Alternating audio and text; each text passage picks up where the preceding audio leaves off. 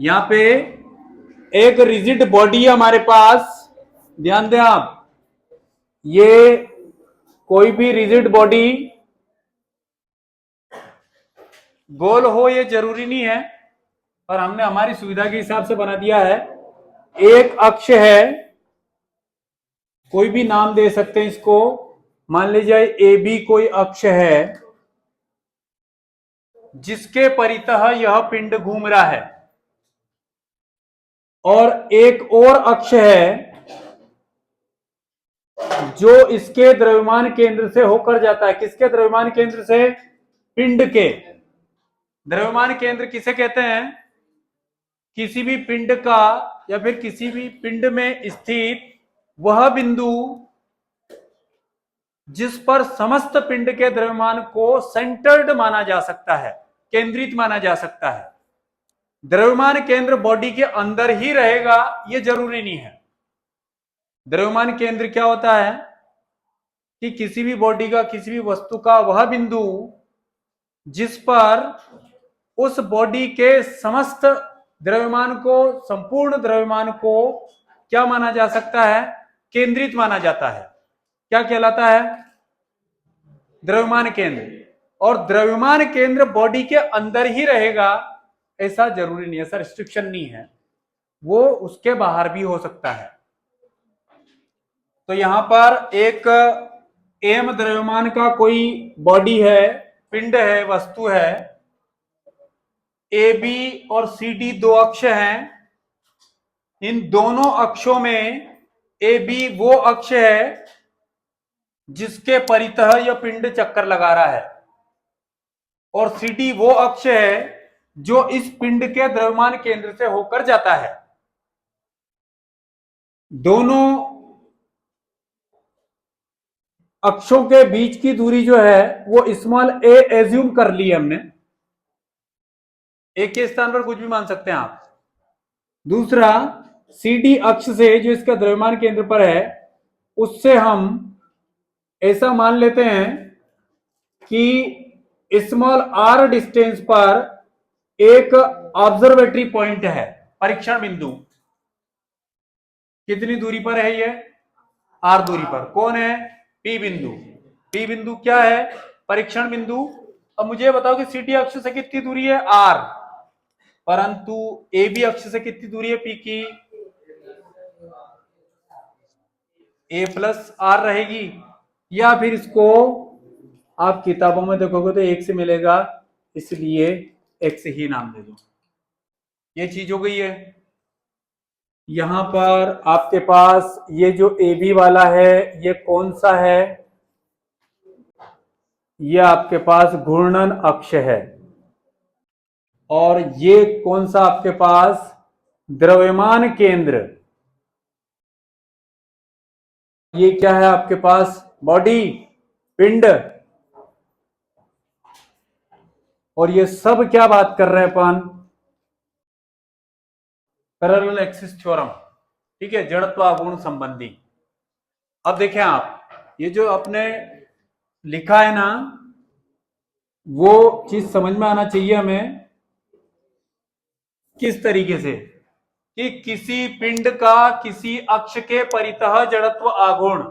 मुझे ये बताइए कि यह पिंड कौन से अक्ष के परितः घूम रहा है? A B. यानी कि किसी पिंड का किसी अक्ष के परितः जड़त्व आघूर्ण बराबर है, किसके बराबर है? उस पिंड के द्रव्यमान केंद्र से होकर जाने वाले अक्ष के परितः जड़त्व आघूर्ण के। तो जड़त्व आघूर्ण मतलब आई, और द्रव्यमान केंद्र मतलब सेंटर ऑफ मास। ठीक है। दूसरा, उस पिंड के द्रव्यमान कैपिटल एम तथा दोनों अक्षों के बीच की दूरी के वर्ग के गुणनफल के योग के बराबर होगा। अर्थात करके उस दो लाइन के नीचे ये भी लिखो आप, ये प्रूफ करना है अपने को। स्मॉल एक्स दूरी पर कोई बिंदु कैपिटल पी है, दिख रहा है अपने को वहां पर। पी का सी डी अक्ष के परितः जड़त्व आघूर्ण ध्यान देना आप, वो पिंड किसके आसपास घूम रहा है, मान ले जाए CD के आसपास, तो जड़त्व आघूर्ण क्या हो जाएगा, ध्यान दें, द्रव्यमान तो P का m है और दूरी कितनी है भैया, x⁻², सही है क्या।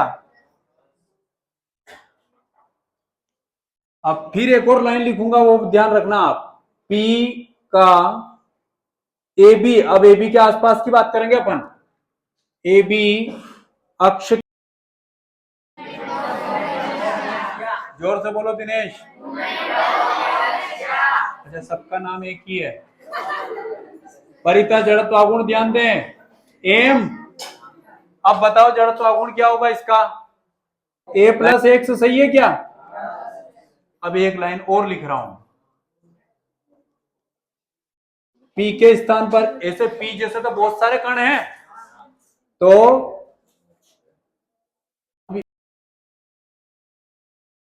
आघूर्ण मतलब I हो जाएगा, = समेशन मतलब सभी कणों का योग, ma + x⁻²। फिर से देखो रे भैया, बस लाइन पूरा हो गया ये, हाँ इसके अलावा कुछ करना नहीं है, आप सिर्फ बोर्ड पर ध्यान दें, P पार्टिकल CD अक्ष के परितः घूम रहा, तो उसका जड़त्व आघूर्ण mx², सही लिखा क्या। ये जो P पार्टिकल है ये AB अक्ष के परितः अगर रोटेशन कर रहा है तो उसका जड़त्व आघूर्ण सही लिखा क्या। अरे यहां से यहां तक की दूरी क्या हो जाएगी, इतनी और इतनी होगी कि नहीं, सही लिखा। अब ये तो हुई कण की बात, तो ऐसे पूरे पिंड की बात होगी तो डस्टर फेंक के मारूंगा अभी, सीधा हो जाएगा तीनों, बाहर भगा दूंगा अभी हाल, देखिए यहां पर, तो ऐसे बहुत सारे पार्टिकल हैं कण में, इसमें पिंड में बहुत सारे कण हैं, तो सभी कणों का समेशन क्या बता रहा है, सभी कणों का, तो यहां पर ये जो आपके पास P कण है ये इस AB अक्ष के परितः घूम रहा है, ऐसा दूसरा कण घूमेगा, तीसरा घूमेगा, ऐसे करके पूरा कण, पूरा पिंड जो है उसके लिए समेशन कर दिया। अब इसको आगे बढ़ाओ, यहां पर I = m का मल्टीप्लाई, पहले तो इसको ओपन कर लेता हूं मैं, m यहीं पर, अब कुछ भी नहीं, अब तो बहुत सिंपल है, a² + b² + 2ab, सही है क्या। अब ये समेशन m का मल्टीप्लाई कर देता हूं मैं, तो summation m a² + summation mx², सही है क्या, और प्लस में यहां पर समेशन m इंटू में 2ax, सही है, बस पूरा हो गया। अब जरा देखें आप, यहां इसको या करके इस तरीके से लिख दो, I बराबर समेशन m⁴ प्लस क्या हो जाएगा समेशन mx² और प्लस ये 2 बाहर निकाल दो, a बाहर निकाल दो, समेशन mx, बस इसमें मान रखना और कुछ भी नहीं करना है। अब यहां ध्यान देना, पूरा थोड़ा डायरेक्ट लिखूंगा मैं, क्योंकि ये a था ना, इस a को भी आप बाहर निकाल दो, हमें जरूरत नहीं है, जो जरूरत है वो कर रहे हैं, a को बाहर निकाल दिया, a², ठीक है। अब यहां ध्यान दें, समेशन का मतलब सभी, छोटे m का मतलब द्रव्यमान, तो सभी कणों का द्रव्यमान क्या हो जाएगा, पिंड का द्रव्यमान हो जाएगा ना, तो कैपिटल M क्या लिखोगे, पिंड का द्रव्यमान। फिर देखिए आप, mx² लिख रहा हूं मैं, समेशन मतलब सभी, और m मतलब द्रव्यमान, x मतलब के परितः, तो यहां x मतलब P, तो के परितः मतलब क्या है, CD के परितः, और CD अक्ष कहां से होकर जा रहा है, पिंड के द्रव्यमान केंद्र से, तो यहां पर जो मैं लिख रहा हूं वो समझ में आना चाहिए, mx² = जड़त्व आघूर्ण है द्रव्यमान केंद्र से होकर जाने वाला, करेक्ट है ये। यहां पर द्रव्यमान केंद्र आपके पास समेशन एम और एक्स बराबर 0 होगा। क्यों? अपनों ने ये घूर्णन गति के कुछ नियम पढ़े थे, जो क्या थे कि घूर्णन अक्ष पर समस्त कणों के द्रव्यमान, समस्त कणों के आघूर्ण क्या होंगे? 0। तो यहां पर ऐसा रीजन लिखोगे, द्रव्यमान केंद्र